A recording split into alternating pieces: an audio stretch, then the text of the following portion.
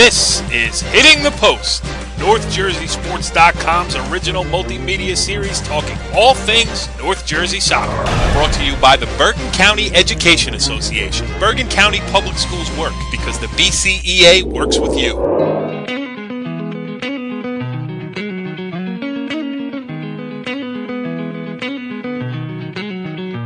Back on Hitting the Post, NorthJerseySports.com's original multimedia series talking all things North Jersey soccer. This is Season 2, Episode 1, a brand new season in front of us. We have tried to get the show off the ground for the last couple of weeks, but through a variety of reasons we were not able to, mostly because the world headquarters of NorthJerseySports.com is still temporarily relocated outside the boundaries of New Jersey. We are currently trying to remedy that situation, but we'll work with what we got here, and what we got here is a brand new co-host. I am Corey Doviak, and last year I was joined by Cliffside Park Athletic Director John Lombardo. Now, it was John Lombardo's idea to do the show. Hey, how come you have a football show? How come you don't have a soccer show? You know, I could set it up for you. I'll come on. Well, we did a whole season, about 12, 13 episodes together. I thought it went great. John Lombardo has resigned his position, and not only he did it in an uncordial way, a 3-word text that said something like, no more, please. So John Lombardo is out, and we welcome in our brand new, well, a Bergen County coaching legend. And a founding member of the Retired Soccer Coaches Association of America. He is former Cliffside Park head coach, and now, well, what are you doing, Jim Fucci? What's going on, pal? Well, let me see. I got my daughter's U8 soccer practices 2 days a week. My son plays kinder kicks. Wiffle ball. We have some massive wiffle ball challenges in the backyard of my house every day. So I'm staying busy. Kids are keeping me busy. You keeping up with the lawn? I mean, Jill's happy and everything like that? Yeah, my lawn is everything, brother. If I don't have a green lawn, man, I'm not happy. I'm Mr. Jim Fucci Green Thumb. I love my lawn. My house isn't a house without a lawn. All right, Jimmy, now you're settled into your co-host seat over there, and we're about to make a little bit of history here. We're going to have our first ever guest with you as the official co-host here on Hitting the Post. Are you excited about that? I'm excited, and I'm nervous, buddy. I'm looking forward to it. Well, you know, I think we picked the perfect guy to have on as our first guest here, because if there was somebody who was going to leave dead air, somebody who was going to stumble through questions, we might have struggled a little bit, but instead we welcome in Pascack Valley head coach Roy Nygren. I will introduce you properly, Coach. Thank you for coming on here, and then I will turn the microphone over to you, and we'll catch back up in about 20 minutes. How about that? Sounds good. Yeah, so anyway, listen, 3-1 start to the season, playing in an ultra-competitive league as you do in and year out. Let me ask you the generic one first. Just talk about the 3-1 start there for the Pascack Valley Indians. Well, we're really excited. I mean, we lost our last 7 games of the year. So, you know, it's been weighing on, you know, all our boys' minds to get out there and kind of clean things up. We lost 9 games by 1 goal last year in a variety of different ways. It just kind of reared its ugly head along the way, one way or another. It was always another way we found, you know, to lose a match. So this year and during preseason, I should say, we were really focusing on the defensive side of the ball and just focusing, you know, on every play and the need to do that.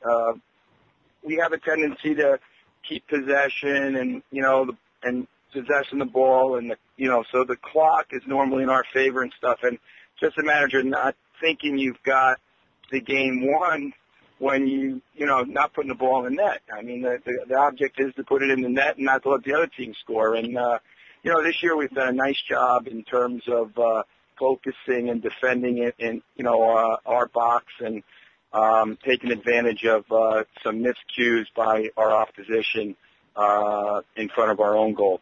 So things have been working out for us a little bit. Go ahead, Jimmy. Ask your first ever question as the co-host here. Here we go. We're gonna pop the bubble here. You know, Coach, you just said last year it was a tough end of the season, you know, losing your last 7 by a goal each in those 7 games.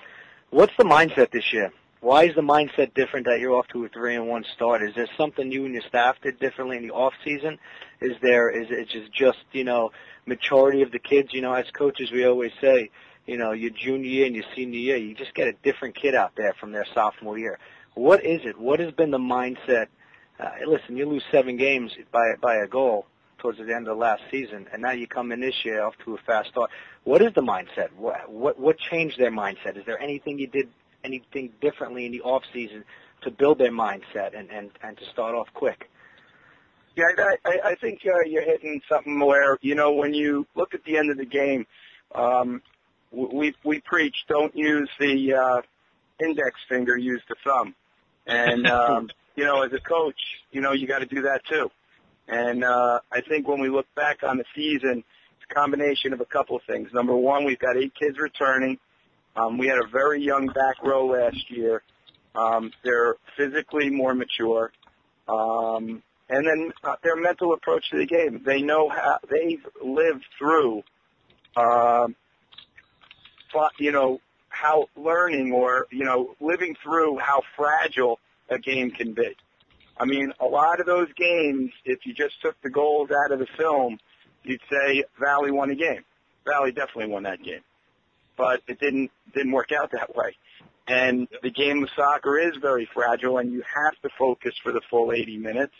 And I think the guys who are back on that field know how fragile that game, how the game of soccer can be. And on my end, I think I lost.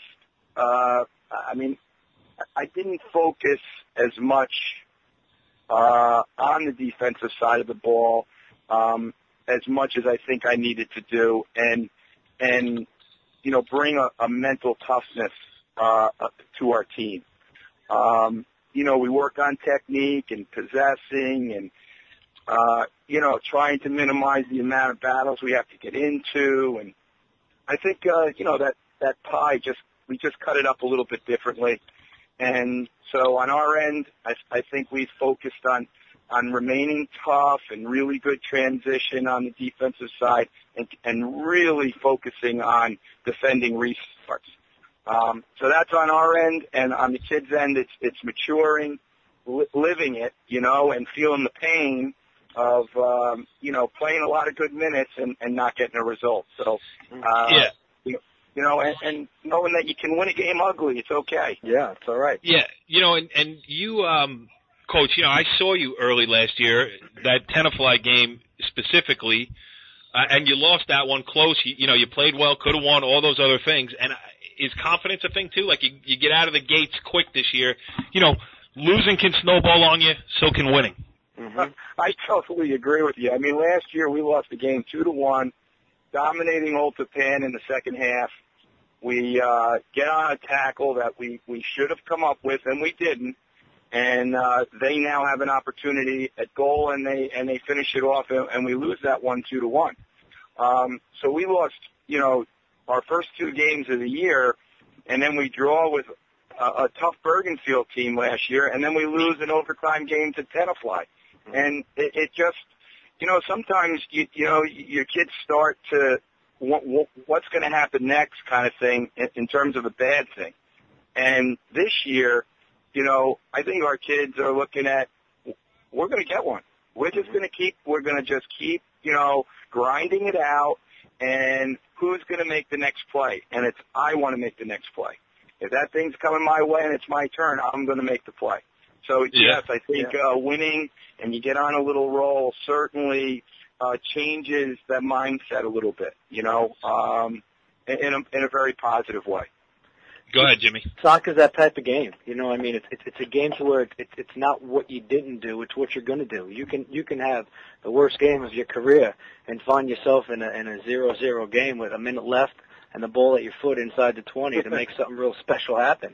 And it's one of those games where in high school sports, confidence is everything. And if you have that kid score that game winner or set up that nice play or do something to challenge that ball in a crucial situation in the middle third to win a possession, I I think you answered that question perfectly. That the mindset is just different this year, and it's good to see. Now, I think that's what makes. Excuse me for interrupting. I think that's what makes this game the world's game. You could be a better team, but this game of soccer, there's ways of neutralizing everything and making things a bit even, and it makes it beautiful. At the same time, when you're on the end of it, on the wrong side of it, it can be tough. When you outshoot your opponent, you're getting more corner kicks, you're possessing the ball 2/3 of the time. But if the game is still 0-0, hey, like you say, who's going to make that play? And maybe what team at that moment of time is the most confident team coming into the match? Maybe they're the ones that might have a greater likelihood at finding a way to win that game, finding that play and making the most of it, as opposed to the team that, mentally might be beaten down a bit, has had a couple of tough losses, and, it can grind on you when you're playing, 2-3 games a week, and in a short period of time you catch a couple injuries or something, and all of a sudden, as you mentioned before, it can snowball very quickly. Mm-hmm. Yeah. Go ahead, Jimmy. Do you have a question? Go ahead. And as long as that ball's around, anything could happen, and that's even makes our game even more beautiful. Yeah, and Roy, I don't mean to bring it up, but the most lopsided game from a positive side that I've ever seen a team lose. We're gonna have Bill Jager on later in the season here. Don Bosco Prep Tenafly, ring a bell? Remember? You hit about that went to penalty kicks. That one, and I've never seen. Well, I'll tell you what, that's a tough one. Yeah, and they hit the. Bring that one up, huh? You gotta remind me of that one, huh? Well, I mean, you hit the post about 12 times. Bill Jager put 9 behind the ball and tried to play long balls up to Jamie Ferroli all night long, and that was it. I'll tell you what, I don't even know if he was at the halfway line. I think he was 20 yards behind him. Right. The kid who had the biggest chance there, he's actually in the MLS right now, is Tommy McNamara. Wow. Actually, Jimmy would remember Tommy McNamara a couple of years later because he knocked in the first goal in the 2007 county final. But Tommy Mac's playing in the midfield for Chivas now. So he made a step over where the Tenafly keeper went down to his left. Ben Pearl. And he was about 6'6", and then Tommy goes, okay, I'm going to slot it the other way, and his big toe made the save. Yeah. Yeah. Well, this walk down horrible memory lane is sponsored by Hit the Post here on NorthJerseySports.com. Nice. All right, Jimmy, why don't you give me a bag of questions over there? Bag of questions. We came up with something actually this afternoon, and we're going to put a new spin on this, Coach. We're going to hit you. I'm going to hit you with a few questions. We might shake your head a little bit and saying, well, it has nothing to do with soccer. But you know what? This show doesn't have to do with soccer. It has to do with getting inside a coach's head and seeing what you're thinking. Yeah, here we go. We don't know that much about soccer. It's all right. It's okay. Ready? All right, well, Coach. I hope you have your beeper ready. Yes. Yeah, no beep. No. I'm a reformed man.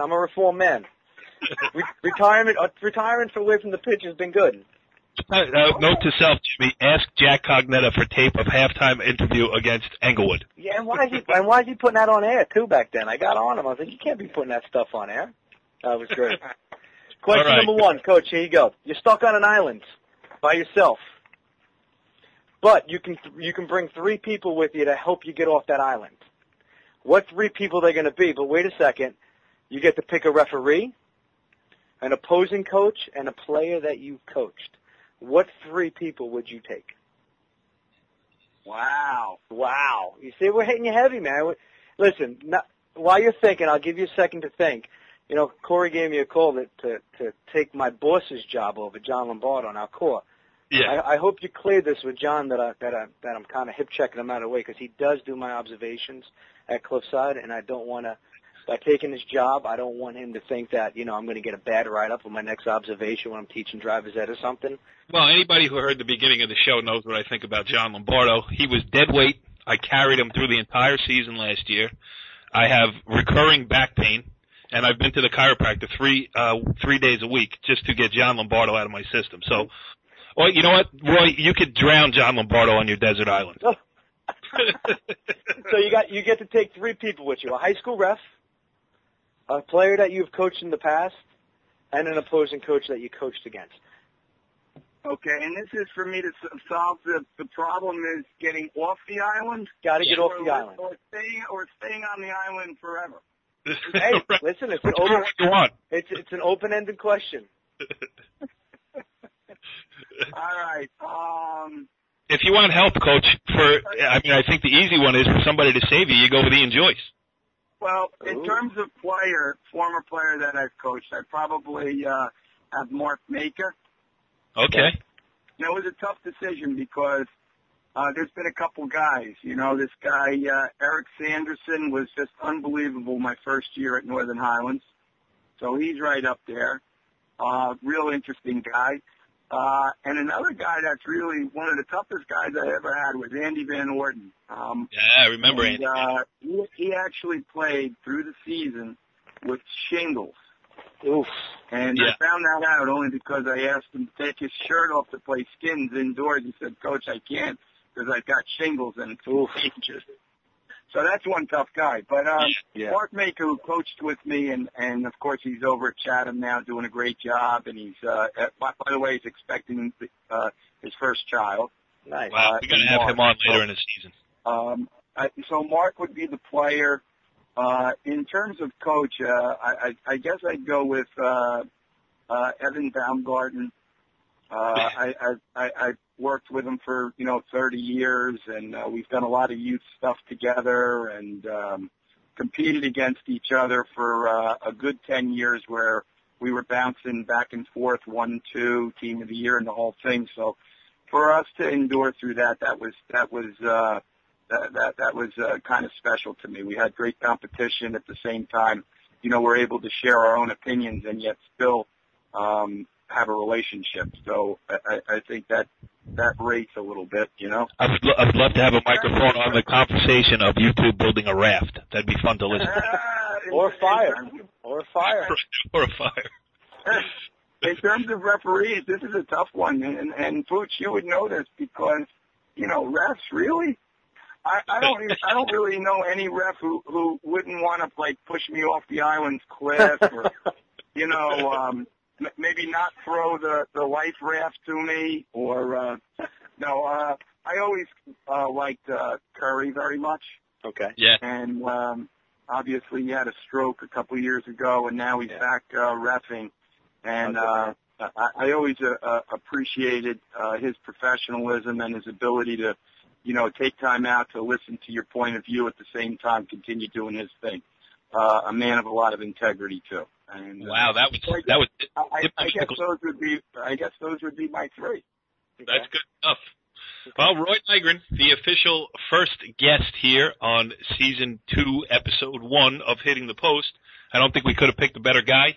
And we're happy to see you're off to a 3-1 start. And I will be up there one of these days to catch a Pascack Valley Indian game. So until I see you again, thanks for jumping on here. We appreciate it. And before we let you go, why don't you give us a quick rundown? You were doing the scoreboard on DePaul Pascack Valley today. What happened over there? Oh, I tell you, the Indians played with a lot of pride. So they worked very hard. This kid Walker, though, was a lot to handle. He ended up, I think, with 4 touchdowns and over 200 yards rushing. But the Valley was right in it and didn't go away. So they made the Valley Nation proud tonight, even in defeat. So the other football, the American anyway. football. What's that? I said it was the other football, the American football. Yeah. We're talking world football here. They should not be calling their sport football anymore. They use their hands. That's true. It should be called handball. Handball. I mean, or something. It shouldn't be called football. No, it should be called tackle. Yes, there you go. Roy Nygren, great stuff tonight. Thank you as always for your time, and we will definitely catch up with you soon. And we hope for your future that you do not end up in the Jim Fucci Club, which is the Retired Soccer Coaches of America. There's too much life in this body here. There's too many things to do. The kids are great still. They still work really, really hard.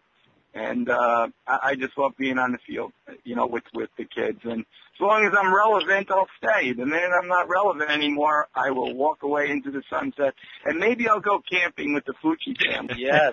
Yes. Good stuff, Roy. Thanks again. We'll talk to you soon. Take care, All right. Coach. Bye-bye. Have a good one, guys. All right, Jimmy. Well, as expected, that was interesting stuff there with Pascack Valley head coach Roy Nygren. The guy's just into the game. You there? I'm here. What'd you do? Is that your John Lombardo impression? It is. How'd you guess? Yes, absolutely. Yeah, well, we'll make that a weekly feature. I should mention that we're going to let the season play out a little bit, maybe a couple more weeks, and we'll start releasing rankings as we go. Yeah. And maybe we should add that to our weekly feature, the John Lombardo special, where there's dead air on the other end of the line. Yes. I don't know if he's going to. Man, again, he's got to do my observations. Right. So, nothing to jeopardize my observations, please. Yeah. Can we get maybe Kenny Schmidt in the classroom one time? Yeah. Nobody comes into the gym except John Lombardo. All right. John Lombardo. All right. We'll John, go easy on him. That was me who said that. All right, Jimmy. So this was week one of Hitting the Post. How was the first week in the co-host chair? I mean, no Rich Barton, so you were flying solo. I love it. Thanks for the opportunity. It's gonna be fun. But listen, that was one of many questions I have saved up for the coaches we have on. Yes. The whole island question. I got a few more in the bag.